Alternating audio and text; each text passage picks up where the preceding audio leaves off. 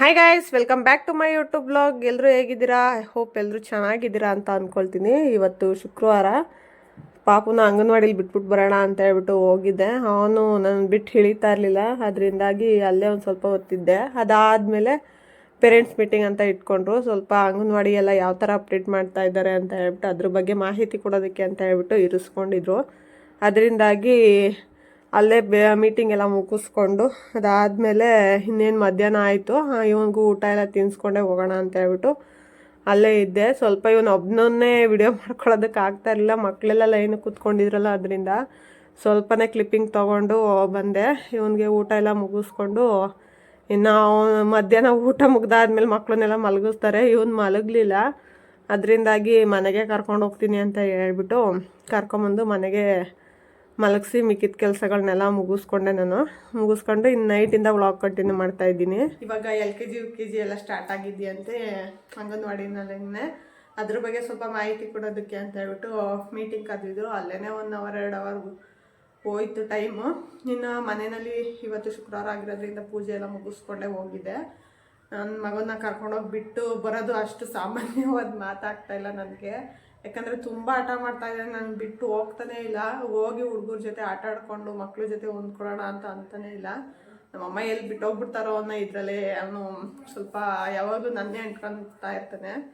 ಅದರಿಂದಾಗಿ ಸ್ವಲ್ಪ ಬರಲೇ ಇಲ್ಲ. 2 ಗಂಟೆವರೆಗೂ ಅಲ್ಲೇ ಇದೆ. ಅದಾದಮೇಲೆ ಮನೆಗೆ ಬಂದು ಇನ್ನೇನು ಟೀ ಕಾಫಿ ಎಲ್ಲ ಮಾಡ್ಕೊಂಡು ಕುಡಿದು ಇವಾಗ ಅಡುಗೆ ಸ್ಟಾರ್ಟ್ ಮಾಡೋಣ ಅಂತ ಹೇಳ್ಬಿಟ್ಟು ಸ್ಟಾರ್ಟ್ ಮಾಡ್ತಾಯಿದ್ದೀನಿ. ನಾನ್ ವೆಜ್ ಮಾಡ್ತಾಯಿದ್ದೆ, ಹಾಗೆ ರೆಸಿಪಿನ ಶೇರ್ ಮಾಡ್ಕೊಂಡಂಗೆ ಆಗುತ್ತೆ ಅಂತ ಹೇಳ್ಬಿಟ್ಟು ವ್ಲಾಗ್ ಮಾಡೋಣ ಅಂತ ಅಂದ್ಕೊಂಡಿದ್ದೀನಿ. ಸೊ ನಾನ್ ವೆಜ್ ಮಾಡ್ತಾಯಿದ್ನಲ್ಲ, ಹಾಗೇ ನಿಮ್ಗೂ ವ್ಲಾಗ್ ಶೇರ್ ಮಾಡ್ದಂಗೆ ಆಗುತ್ತೆ ಸ್ವಲ್ಪ ಕುಕ್ಕಿಂಗ್ದೆಲ್ಲ ಅಂತನ.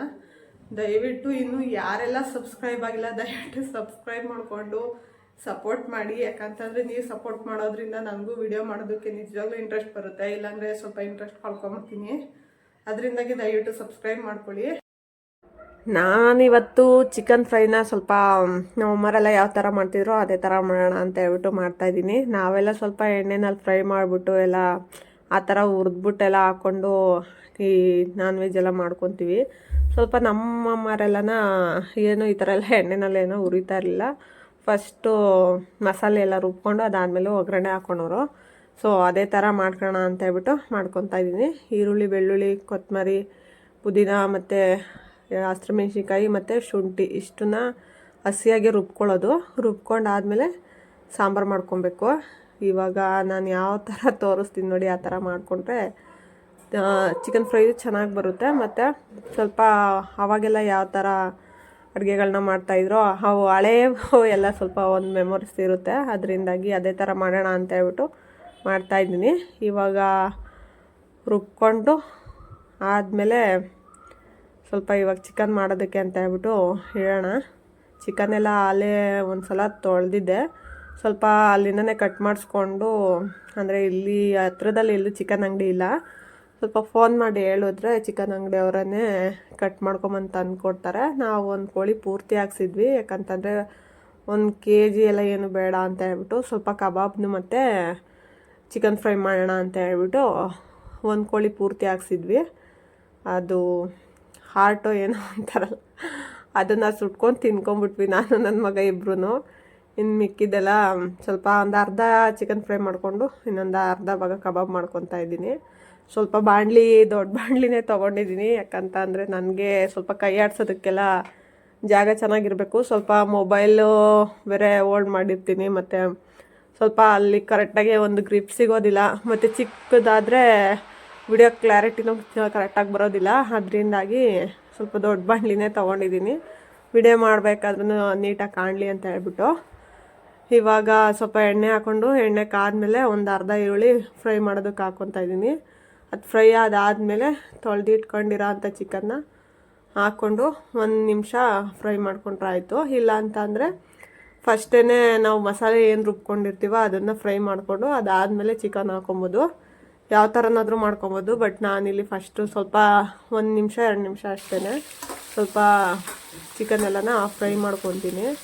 ಅದೆಲ್ಲ ಸ್ವಲ್ಪ ಹೊಲ್ಸು ನೀರೆಲ್ಲ ಸ್ವಲ್ಪ ಇಳಿತಾ ಇರುತ್ತೆ. ಅದಾದಮೇಲೆ ಅದು ರುಬ್ಬಿರೋ ಅಂಥ ಮಸಾಲೆ ಹಾಕ್ಕೊಂಡ್ರೆ ಇನ್ನು ನೀಟಾಗಿ ಎಲ್ಲನ ಹಸಿ ಸ್ಮೆಲ್ಲೆಲ್ಲ ಹೋಗಿ ನೀಟಾಗಿ ಹೊಲ್ಸೆಲ್ಲ ಹೋಗಿ ನೀಟಾಗಿ ಫ್ರೈ ಆಗುತ್ತೆ ಅನ್ನೋದಕ್ಕೋಸ್ಕರ ಈ ಥರ ಮಾಡ್ಕೊತಾ ಇದ್ದೀನಿ.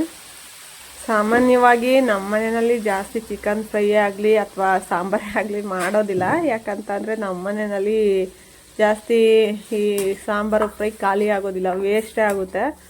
ಅದರಿಂದಾಗಿ ಆದಷ್ಟು ಈ ಚಿಕನ್ ಬಿರಿಯಾನಿನೋ ಅಥವಾ ಕಬಾಬೋ ಇಲ್ಲ ಸ್ವಲ್ಪ ತಂದೂರಿ ಚಿಕನ್ ಥರನೋ ಇಲ್ಲ ಡ್ರೈ ಚಿಕನ್ ಥರನೋ ಈ ಥರ ಮಾಡ್ಕೊಂಬಿಡ್ತೀನಿ. ಇಲ್ಲಾಂದರೆ ಸ್ವಲ್ಪ ಒಂದು ಅರ್ಧ ಕೆ ಜಿ 1 kg ಅಷ್ಟು ತರಿಸ್ಬಿಟ್ಟು ಪೆಪ್ಪರ್ ಚಿಕನ್ ಥರ ಮಾಡಿ ಅದ್ರ ಜೊತೆಗೆ ಚಪಾತಿ ಮಾಡ್ಕೊಂಬಿಡ್ತೀನಿ. ಆವಾಗ ಸ್ವಲ್ಪ ಖಾಲಿ ಆಗುತ್ತೆ. ಇಲ್ಲ ಅಂತಂದರೆ ಚಿಕನ್ ಫ್ರೈ ಅಂತೂ ಮುಟ್ಟೋದೆಲ್ಲ 1 ಟೈಮ್ ಅಷ್ಟೇ. ಅದರಿಂದಾಗಿ ಜಾಸ್ತಿ ಬಿರಿಯಾನಿನೇ ಮಾಡ್ತಾಯಿರ್ತೀನಿ. ಇಲ್ಲಾಂತಂದರೆ ಪೆಪ್ಪರ್ ಚಿಕನ್ನು ಇಲ್ಲಾಂದರೆ ಕಬಾಬು ಇಷ್ಟು ಮಾಡ್ಕೊತೀನಿ.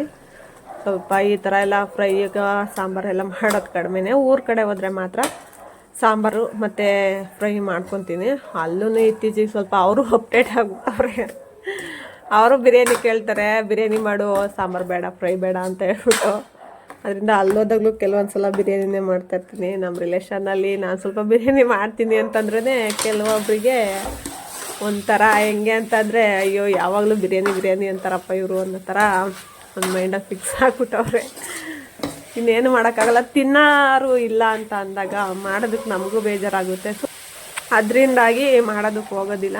ಇವಾಗ ಸ್ವಲ್ಪ ಚಿಕನ್ ಎಲ್ಲ ಫ್ರೈ ಮಾಡಿಕೊಂಡು ಮಸಾಲೆ ರುಬ್ಬಿರೋದು ಹಾಕ್ಕೊಂಡು ಫ್ರೈ ಮಾಡ್ಕೊಂಡಾದ್ಮೇಲೆ ಸ್ವಲ್ಪ ಅದ್ರ ಜೊತೆಗೆ ಒಂದು ಟೊಮೊಟೊ ಹಾಕ್ಕೊಂಡು ಸ್ವಲ್ಪ ಸಾಂಬಾರು ಪುಡಿದು ಏನು ಮನೆ ಹೋಮ್ ಮೇಡ್ ಏನು ಸಾಂಬಾರು ಪುಡಿ ಮಾಡ್ಕೊಂಡಿದ್ವೋ ಅದನ್ನೇ ಒಂದು 2 ಸ್ಪೂನ್ ಹಾಕ್ಕೊಂಡು ಸ್ವಲ್ಪ ಫ್ರೈ ಮಾಡಿಕೊಂಡು ಅದಕ್ಕೆ ಸ್ವಲ್ಪ ನಮ್ಗೆ ಎಷ್ಟು ಬೇಕೋ ಅಷ್ಟು ನೀರು ಹಾಕ್ಕೊಬೇಕು. ನೀರು ಹಾಕ್ಕೊಂಡು ಉಪ್ಪು ಖಾರ ಎಲ್ಲ ಚೆಕ್ ಮಾಡಿ ಆದಮೇಲೆ ಚೆನ್ನಾಗಿ ಬೇಯಿಸ್ಕೊಂಡ್ರೆ ಚಿಕನ್ ಒಂದು 5 ರಿಂದ 10 ನಿಮಿಷ ಬೇಯಿಸ್ಕೊಂಡ್ರೆ ಸಾಕು. ಯಾಕಂತಂದರೆ ಬಾಯ್ಲರ್ ಕೋಳಿ ಬೇಗ ಬೆಂದೋಗುತ್ತೆ. ಸ್ವಲ್ಪ ಫಾರಮ್ ಕೋಳಿ ಆದರೆ ಒಂದು 3-4 ವಿಷಲ್ ಕೂಗಿಸ್ಬೇಕಾಗುತ್ತೆ. ಇದೆಲ್ಲ ಸ್ವಲ್ಪ ಬೇಗ ಬೆಂದೋಗುತ್ತಲ್ಲ, ಅದರಿಂದ ಸ್ವಲ್ಪ ಒಂದು 5-10 ನಿಮಿಷ ಕುದಿಸ್ಕೊಂಡ್ರೆ ಸಾಕು, ರೆಡಿಯಾಗಿ ಹೋಗುತ್ತೆ. ಇನ್ನು ಚಿಕನ್ ಕಬಾಬ್ಗೆ ಅಂತ ಹೇಳ್ಬಿಟ್ಟು ರೆಡಿ ಮಾಡ್ಕೊತಾ ಇದ್ದೀನಿ. ಮುಂಚೆನೇ ಕಲಸಿಟ್ಟಿದ್ದೆ. ಸ್ವಲ್ಪ ಇಂಗ್ರೀಡಿಯೆಂಟ್ಸ್ ಏನಾದರೂ ತೋರಿಸ್ಬೇಕಾದ್ರೆ ಸಪ್ರೇಟೇ ತೋರಿಸೋಣ ಅಂತ ಹೇಳ್ಬಿಟ್ಟು ಚಿಕನ್ ಫ್ರೈ ಮಾಡೋದೇ ಸಪ್ರೇಟು ಮತ್ತು ಕಬಾಬ್ ಮಾಡೋದನ್ನೇ ಸಪ್ರೇಟ್ ತೋರಿಸ್ತಾ ಇದ್ದೀನಿ. ಸ್ವಲ್ಪ ಕನ್ಫ್ಯೂಸ್ ಆಗೋದು ಬೇಡ ಅಂತ ಹೇಳ್ಬಿಟ್ಟು. ಇನ್ನು ಚಿಕನ್ ಕಬಾಬ್ಗೆ ನಾನು ಅಂಗಡಿ ಮಸಾಲೆನೇ 2 ಕಬಾಬ್ ಪೌಡ್ರ್ ತೊಗೊಂಡಿದ್ದೀನಿ. ಅದ್ರ ಜೊತೆಗೆ ಒಂದು ಮೊಟ್ಟೆ ಹಾಕ್ಕೊತಾ ಇದ್ದೀನಿ. ಸ್ವಲ್ಪ ನಾನು ಸಾಮಾನ್ಯವಾಗಿ ಅದು ಎಲ್ಲ ಕಲರ್ ಹಾಕೋದಿಲ್ಲ. ಕೆಲವೊಂದು ಸಲ ಟೈಮ್ ಇರೋದಿಲ್ಲ ಅದನ್ನೆಲ್ಲ ಸಪ್ರೇಟ್ ಮಾಡೋದಕ್ಕೆ ಅಂತ ಅಂದರೆ ಹಾಗೇ ಹಾಕ್ಕೊಂಡು ಮಾಡ್ಕೊತೀನಿ. ಅದ್ರ ಜೊತೆಗೆ ನಾನು ಚಿಕನ್ ಫ್ರೈಗೆ ಏನು ರುಬ್ಕೊಂಡಿದ್ದೆ ಅದನ್ನೇ 1 ಸ್ಪೂನ್ ಮಸಾಲೆ ಎತ್ಕೊಂಡಿದ್ದೀನಿ. ಮತ್ತು ಉಪ್ಪು ಮತ್ತು ಖಾರದ ಪುಡಿ ಹಾಕ್ಕೊತಾ ಇದ್ದೀನಿ. ಸ್ವಲ್ಪ ಇದು ಅದೆಲ್ಲ ಕಬಾಬ್ ಪೌಡ್ರಲ್ಲೇ ಎಲ್ಲ ಮಿಕ್ಸ್ ಆಗಿರುತ್ತೆ ಅಂತ ಅಂತಾರೆ. ಬಟ್ ನನಗೆ ಸ್ವಲ್ಪ ಅದು ಟೇಸ್ಟು ಇನ್ನೂ ಕಡಿಮೆ ಅಂತ ಅನಿಸುತ್ತೆ. ಅದರಿಂದಾಗಿ ಉಪ್ಪು ಮತ್ತು ಖಾರದ ಪುಡಿ ಮತ್ತು ಪೆಪ್ಪರ್ ಪೌಡರು 3 ಸ್ವಲ್ಪ ಎಕ್ಸ್ಟ್ರಾ ಹಾಕ್ಕೊತೀನಿ ನಾನೇ. ಹಾಕ್ಕೊಂಡು ಅದನ್ನು ನೀಟಾಗಿ ಮಿಕ್ಸ್ ಮಾಡ್ಕೊಬೇಕು. ನೀಟಾಗಿ ಮಿಕ್ಸ್ ಮಾಡ್ಕೊಂಡಾದಮೇಲೆ ಚಿಕನ್ನ ನಾವೇನು ತೊಳೆದಿರ್ತೀವೋ ಅದನ್ನು ಚೆನ್ನಾಗಿ ಡ್ರೈ ಮಾಡಿ ಹಾಕಬೇಕು. ಚೆನ್ನಾಗಿ ಹಿಂಡ್ಬಿಟ್ಟು ಹಾಕ್ಕೊಬೇಕು. ಇಲ್ಲಾಂತಂದರೆ ಸ್ವಲ್ಪ ಏನಾದರೂ ಚಿಕನಲ್ಲಿ ಸ್ವಲ್ಪ ನೀರಿದ್ರೂ ಅದು ಮಸಾಲೆ ಅಂಟೋದಿಲ್ಲ. ಆವಾಗ ಸ್ವಲ್ಪ ಟೇಸ್ಟ್ ಕಡಿಮೆ ಆಗಿಬಿಡುತ್ತೆ. ಮಸಾಲೆ ಅಂಟಲಿಲ್ಲ ಅಂತಂದರೆ ಬರೀ ಚಿಕನ್ ತಿಂದಂಗೆ ಆಗಿಬಿಡುತ್ತೆ. ಅದರಿಂದಾಗಿ ಸ್ವಲ್ಪ ಕಬಾಬ್ ತಿಂದಂಗೆ ಅನ್ಸೋದಿಲ್ಲ, ಸ್ವಲ್ಪ ಸೆಪ್ಪೆ ಅನ್ನಿಸ್ತಾ ಇರುತ್ತೆ. ಅದರಿಂದ ಆದಷ್ಟು ಚೆನ್ನಾಗೆ ಚಿಕನ್ನ ಹಿಂಡ್ಬಿಟ್ಟು ಹಾಕ್ಕೊಬೇಕು.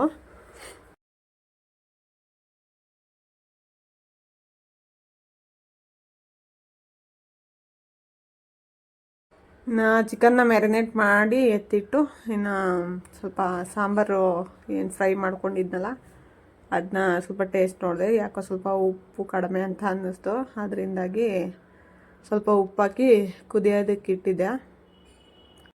ಅದನ್ನು ಇವಾಗ ಇನ್ನೊಂದು ಕಡೆ ಒಲೆಗೆ ಟ್ರಾನ್ಸ್ಫರ್ ಮಾಡಿಕೊಂಡು ಇವಾಗ ಕಬಾಬ್ಗೆ ಅಂತ ಹೇಳ್ಬಿಟ್ಟು ಕಬಾಬ್ಗೆ ಇಡ್ತಾಯಿದ್ದೀನಿ. ಯಾಕಂತಂದರೆ ಈ ಕಡೆ ಒಲೆ ಆದರೆ ಸ್ವಲ್ಪ ದೊಡ್ಡ ಒಲೆ ಅಲ್ವಾ, ಅದರಿಂದಾಗಿ ಸ್ವಲ್ಪ ಕಬಾಬ್ ಬೇಗ ಬೇಯುತ್ತೆ ಅಂತ ಹೇಳ್ಬಿಟ್ಟು. ಮತ್ತು ಈ ಮೊಬೈಲ್ ಬೇರೆ ಮತ್ತೆ ಅದು ಫಿಕ್ಸ್ ಮಾಡ್ಕೊಳ್ಳೋದಕ್ಕೆ ಆಗೋದಿಲ್ಲ. ಸ್ವಲ್ಪ ರಿಂಗ್ ಲೈಟ್ ವೈರ್ ಬೇರೆ ಕಿತ್ತಾಕ್ಬಿಟ್ಟಿದ್ದೀನಲ್ಲ, ಅದು ಉದ್ದ ಇಲ್ಲ ಇವಾಗ, ಚಿಕ್ಕದಿರೋದ್ರಿಂದ ಒಂದೇ ಕಡೆ ಅಡುಗೆ ಮಾಡ್ಕೊಳ್ಳೋಣ ಅಂತ ಹೇಳ್ಬಿಟ್ಟು ಆ ಥರ ಇಟ್ಬಿಟ್ಟು ಮಾಡ್ಕೊತಾ ಇದ್ದೀನಿ. ಯಾಕಂತಂದರೆ ಮತ್ತೆ ನಾನು ಅದನ್ನು ಕರೆಕ್ಟಾಗಿ ಮೊಬೈಲ್ನ ಓಡ್ ಮಾಡೋದಕ್ಕೆ ಆಗೋದಿಲ್ಲ, ವಿಡಿಯೋ ಶೂಟ್ ಮಾಡ್ಕೊಳ್ಳೋದಕ್ಕೆ. ಅದರಿಂದ ಒಂದೇ ಸೈಡೇ ಇಟ್ಕೊಂಡೇ ಮಾಡ್ಕೊಳ್ಳೋಣ ಅಂತ ಹೇಳ್ಬಿಟ್ಟು ಅದು ಫ್ರೈನ ಇನ್ನೊಂದು ಒಲೆಗೆ ಎತ್ತಿಟ್ಬಿಟ್ಟು ಕಬಾಬ್ ಈ ಕಡೆ ಸೈಡ್ಗೆ ಹಾಕ್ಕೊತಾ ಇದ್ದೀನಿ. ಫಸ್ಟು ಒಂದು 4-5 ಪೀಸ್ ಹಾಕ್ಕೊಂಡು ಟೇಸ್ಟ್ ಅದು ಬೆಂದಾದಮೇಲೆ ಸ್ವಲ್ಪ ಉಪ್ಪು ಖಾರ ಎಲ್ಲ ಟೇಸ್ಟ್ ನೋಡಿ ಅದಾದಮೇಲೆ ಹಾಕ್ಕೊತೀನಿ. ಒಂದೇ ಸಲ ಜಾಸ್ತಿ ಎಲ್ಲ ಹಾಕೋದಕ್ಕೆ ಹೋಗೋದಿಲ್ಲ. ಯಾಕಂದರೆ ಟೇಸ್ಟ್ ಏನಾದರೂ ಕಡಿಮೆ ಆಗಿದ್ದರೆ ತಿನ್ನೋದಕ್ಕೆ ಇಂಟ್ರೆಸ್ಟ್ ಬರೋದಿಲ್ಲ. ತುಂಬ ಖರ್ಚು ಮಾಡಿರ್ತೀವಿ, ಏನಕ್ಕೆ ವೇಸ್ಟ್ ಮಾಡಬೇಕಲ್ವಾ. ಅದರಿಂದ ಸ್ವಲ್ಪ ಒಂದು 5-6 ಪೀಸ್ ಹಾಕ್ಕೊಂಡ್ರೆ ಸಾಕು ಫಸ್ಟು. ಆಮೇಲೆ ಟೇಸ್ಟ್ ನೋಡಿಬಿಟ್ಟು ಆದಮೇಲೆ ನೀಟಾಗಿ ಚೆನ್ನಾಗಿದೆಯಾ ಇಲ್ವಾ ಅಂತ ಹೇಳ್ಬಿಟ್ಟು ಇನ್ನೂ ಏನಾದರೂ ಉಪ್ಪು ಖಾರ ಏನಾದರೂ ಅಡ್ಜಸ್ಟ್ ಮಾಡಬೇಕಂತ ನೋಡಿ ಅದಾದಮೇಲೆ ಪೂರ್ತಿನ ಕಬಾಬ್ಗೆ ಹಾಕ್ಕೊಂಡ್ರಾಗುತ್ತೆ.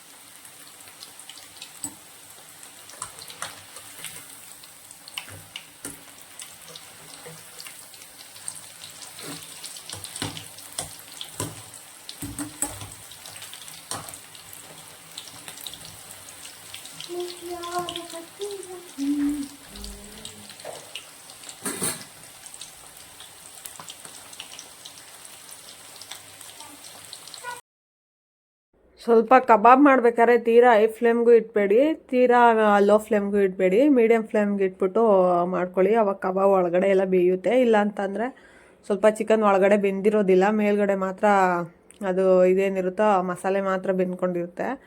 ಪರ್ಫೆಕ್ಟಾಗಿ ಬೇಯಬೇಕು ಅಂತಂದರೆ ಒಂದು ಮೀಡಿಯಮ್ ಫ್ಲೇಮ್ಗೆ ಇಟ್ಬಿಟ್ಟು ಬೇಯಿಸ್ಕೊಬೇಕು. ಆವಾಗ ಅದಾದಮೇಲೆ ಇನ್ನೇನು ನೀವು ಕಬಾಬು ಎತ್ಕೊತೀವಿ ಇನ್ನೊಂದು ನಿಮಿಷ 2 ನಿಮಿಷದಲ್ಲಿ ಅಂತ ಅಂದಾಗ ಹೈ ಫ್ಲೇಮ್ಗೆ ಇಟ್ಬಿಟ್ಟು ಆವಾಗ ಚಿಕನ್ ಬೇಯಿಸ್ಕೊಂಡ್ರೆ ನೀಟಾಗಿ ಎಣ್ಣೆನೂ ಎಲ್ಲ ಡ್ರೈ ಆಗುತ್ತೆ, ಎಣ್ಣೆ ಅಷ್ಟು ಹಿಡಿಯೋದಿಲ್ಲ, ಮತ್ತು ಚಿಕನ್ನು ಚೆನ್ನಾಗಿ ಬೆಂದಿರುತ್ತೆ.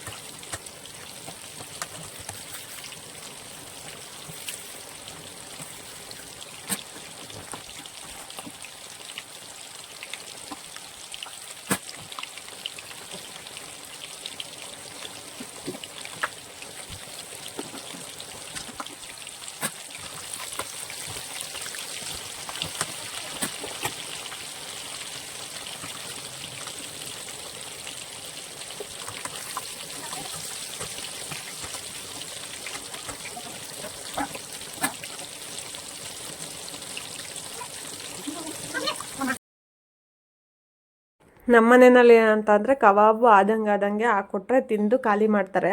ಇಲ್ಲ ಅಂತಂದರೆ ಕಬಾಬ್ ಹೆಂಗಿರುತ್ತೋ ಹಂಗೆ ಉಳ್ಕೊಂಡಿರ್ತವೆ. ಸ್ವಲ್ಪ ಊಟ ಎಲ್ಲ ಮುಗಿಸ್ಕೊಂಡ್ರೆ ನಮ್ಮ ಮನೆಯವರು ಜಾಸ್ತಿ ನಾನ್ ವೆಜ್ ತಿನ್ನೋದೇ ಇಲ್ಲ. ಅವ್ರು ಫಸ್ಟೇ ನಾನ್ ವೆಜ್ ತಿನ್ನೋದೇ ಇಲ್ಲ. ನಾನೇ ಬಲವಂತ ಮಾಡಿ ಚಿಕನ್ ಆದರೂ ತಿನ್ನು ಅಂತ ಹೇಳ್ಬಿಟ್ಟು ಹಾಕ್ಕೊಟ್ಟು ತಿನ್ನು ಅಂತ ಹೇಳ್ಬಿಟ್ಟು ಬಲವಂತ ಮಾಡಿ ತಿನ್ನಿಸ್ತೀನಿ. ಅದರಿಂದಾಗಿ ಕಬಾಬ್ ಹಾಕ್ಕೊಟ್ಟಂಗೆ ಅವರು ತಿಂತಾಯಿರ್ತಾರೆ. ಅವ್ರಿಗೆ ಎಷ್ಟಾಗುತ್ತೋ ಅಷ್ಟು ತಿಂದಾದ್ಮೇಲೆ ಸ್ವಲ್ಪ ಊಟ ಹಾಕ್ಕೊಡ್ತೀನಿ. ಯಾಕಂತಂದರೆ ಊಟನೇ ಫಸ್ಟೇ ತಿಂದ್ಬಿಟ್ರೆ ಅವರು ಇನ್ನು ಮುಟ್ಟೋದಕ್ಕೆ ಹೋಗೋದಿಲ್ಲ. ಇನ್ನು ಅಷ್ಟೇ, ಊಟ ಎಷ್ಟು ತಿಂತಾರೋ ಅಷ್ಟೇ, ಇನ್ನೇನೇ ಕೊಟ್ಟರು ತಿನ್ನೋದಿಲ್ಲ. ಅದರಿಂದಾಗಿ ಅವ್ರಿಗೆ ಕಬಾಬ್ ಹಾಕ್ಕೊಟ್ಟೆ. ಅದಾದಮೇಲೆ ಇನ್ನೊಂದು ಸೈಡು ಫ್ರೈ ಕೂಡ ರೆಡಿ ಆಗಿತ್ತು. ಸ್ವಲ್ಪ ರೈಸಿಗೆ ಆಗೋ ಥರನೇ ಮಾಡ್ಕೊಂಡಿದ್ದೆ. ಯಾಕಂತಂದರೆ ನೈಟು ಮುದ್ದೆ ಏನು ಮಾಡಿರಲಿಲ್ಲ. ಸ್ವಲ್ಪ ಸಾಂಬಾರು ಆದರೆ ಮಿಕ್ಬಿಡುತ್ತೆ, ವೇಸ್ಟ್ ಆಗುತ್ತೆ ಅಂತ ಹೇಳ್ಬಿಟ್ಟು ಸ್ವಲ್ಪ ಫ್ರೈ ಥರನೇ ಮಾಡ್ಕೊಂಡಿದ್ದೆ. ಅದಾದಮೇಲೆ ಅದು ಚಿಕನ್ ಫ್ರೈನೂ ರೆಡಿಯಾಗಿತ್ತು. ಇನ್ನೊಂದು ಸೈಡು ಕಬಾಬ್ನೂ ಹಾಕ್ತಾಯಿದ್ದೆ. ಹಾಗೇ ಅವ್ರಿಗೆ ಸ್ವಲ್ಪ ಊಟ ಹಾಕ್ಕೊಟ್ಟಿದ್ದೆ. ಅವರು ಕಬಾಬ್ ಸಾಕು ಅಂತ ಅಂದಮೇಲೆ ಅದಾದಮೇಲೆ ಇನ್ನು ಲಾಸ್ಟಿಗೆ ಇದ್ದವನ್ನೆಲ್ಲ ಸ್ವಲ್ಪ ಹಾಕ್ಬಿಟ್ಟು ಅದಾದಮೇಲೆ ಅವ್ರಿಗೆ ಅವರು ಊಟ ತಿಂತಾಯಿದ್ರು, ನಾವು ಕಬಾಬೆಲ್ಲ ತಿನ್ಕೊಂಡು ಕೂತ್ಕೊಂಡಿದ್ವಿ. ನನ್ನ ಮಗನೂ ಸ್ವಲ್ಪ ಕಬಾಬೇ ಜಾಸ್ತಿ ಇಷ್ಟಪಟ್ಟು ತಿಂತಾನೆ. ಅವನು ಚಿಕನ್ ಫ್ರೈ ಸಾಂಬಾರು ಅವನಿಗೂ ಇಷ್ಟ ಆಗೋದಿಲ್ಲ. ಬಿರಿಯಾನಿ ಕಬಾಬ್ ಆದರೆ ಚೆನ್ನಾಗಿ ತಿಂತಾನೆ. ಅದರಿಂದ ಅವನು ಎಷ್ಟು ತಿಂತಾನೋ ಅಷ್ಟು ಕಬಾಬ್ ತಿನ್ನಿಸಿ ಅದಾದಮೇಲೆ ಊಟ ತಿನ್ನಿಸ್ದೆ.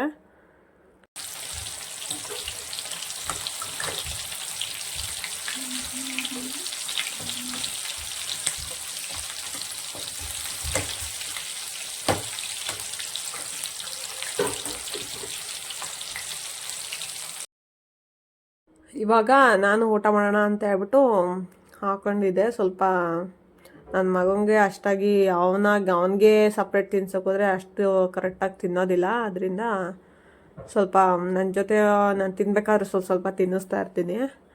ಅದರಿಂದ ಅವನಿಗೂ ಸ್ವಲ್ಪ ಹಾಕ್ಕೊಂಡು ನಾನು ಹಾಕ್ಕೊಂಡಿದ್ದೆ. ನಮ್ಮ ಮನೆಯವ್ರಿಗೆ ಹಾಕ್ಕೊಟ್ರೆ ಒಂದು ಪೀಸೂ ಮುಟ್ಟಿಲ್ಲ, ಬರೀ ಫ್ರೈ ಮಾತ್ರ ಹಾಕ್ಕೊಂಡು ತಿಂದಿದ್ರು.